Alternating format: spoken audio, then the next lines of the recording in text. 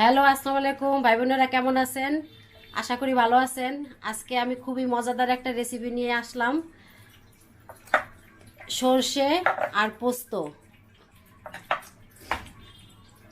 পটল, আলু এইভাবে করে কেটেছি। খুবই মজাদার একটা রেসিপি করতে যাচ্ছি। প্লিজ আমার ভিডিওটা দেখতে থাকুন। কড়াইতে সয়াবিন তেল দিয়ে দিলাম।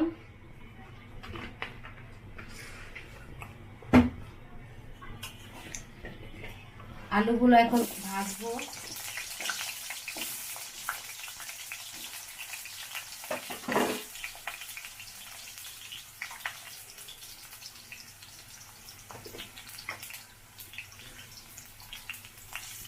সামান্য একটু লবণ,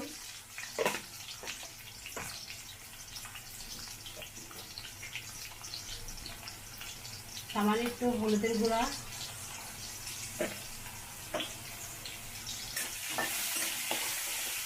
দিয়ে আমি আলুগুলা লাল লাল করে ভেজে নিব।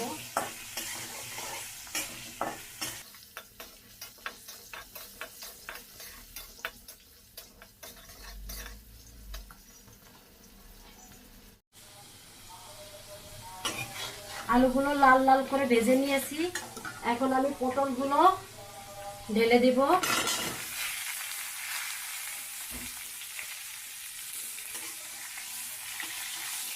পটলগুলো ভাজবো আলুর সাথে।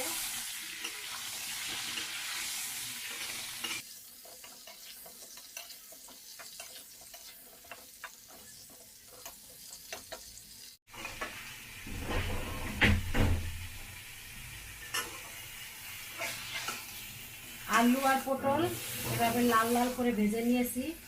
এখন আমি নামিয়ে নিব।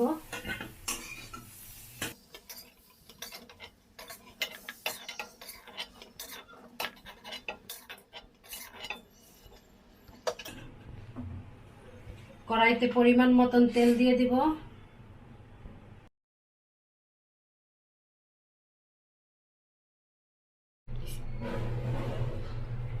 তেলে পেঁয়াজ কুচি দিয়ে দিলাম।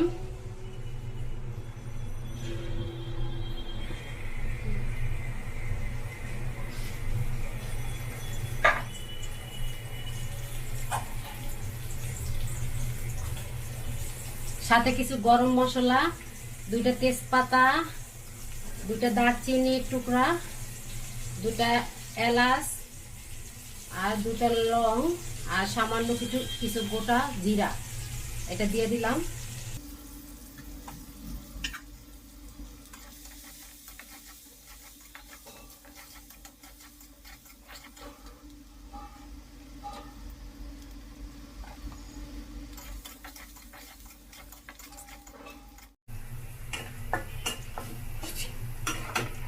পেঁয়াজটা আমি বাদামি করে ভেজে নিলাম।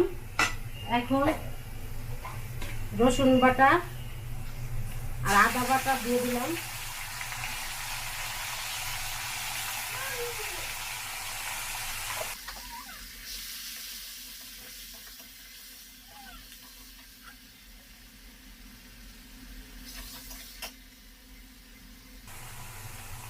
সাথে স্বাদ মতো লবণ, ধনে জিরের গুঁড়ো, হলুদের গুঁড়ো, মরিচের গুঁড়ো সম্পূর্ণটা ঢেলে দিলাম। কষানোর জন্য পরিমাণ মতন পানি দিয়ে দিলাম।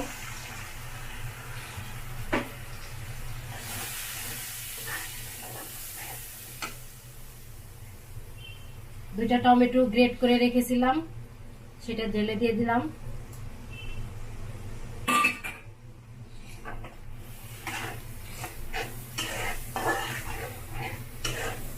এখন মশলাগুলোকে আমি ভালো করে কষিয়ে নিব।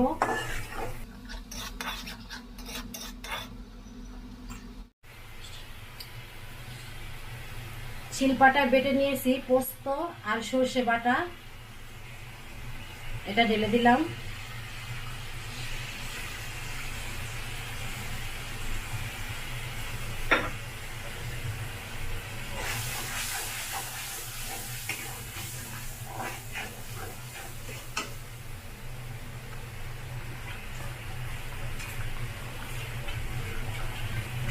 চিংড়ি মাছ লবণ হলুদ মাখিয়ে রেখেছিলাম, চিংড়ি মাছগুলো এখন ঢেলে দিব।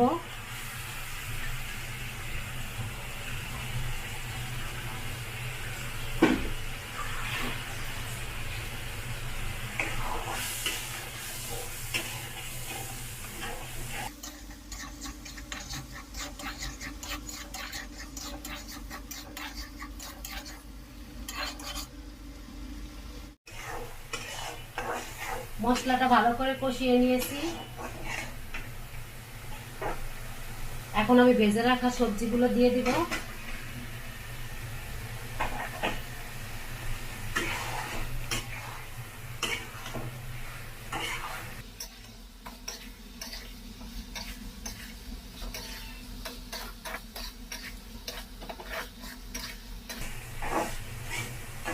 পরিমাণ মতন পানি দিয়ে দিব এখন।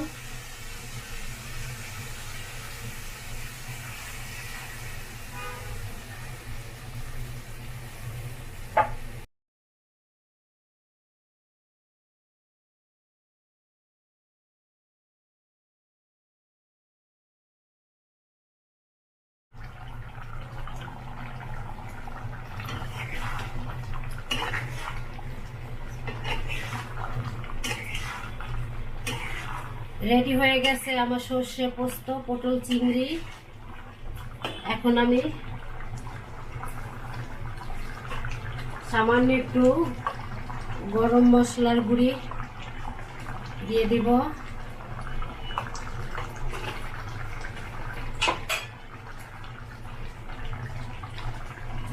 ঝালের জন্য একটা কাঁচামরিচ দিয়ে দিলাম, কাঁচামরিচের ফ্লেভারে। আর স্বাদের জন্য সামান্য একটু চিনি দিয়ে দিলাম।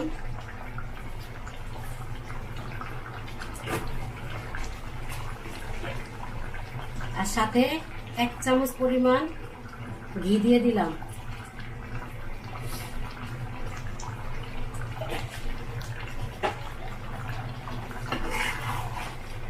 এই রান্নাটা খুবই মজা। এই রান্নাটা বাসায় করলে অন্য কোনো সবজি আর দরকার হয় না। 1 প্লেট ভাত এটা দিয়ে খেয়ে ওঠা যায়। একবার হলো এই রান্নাটা ট্রাই করে দেখবেন।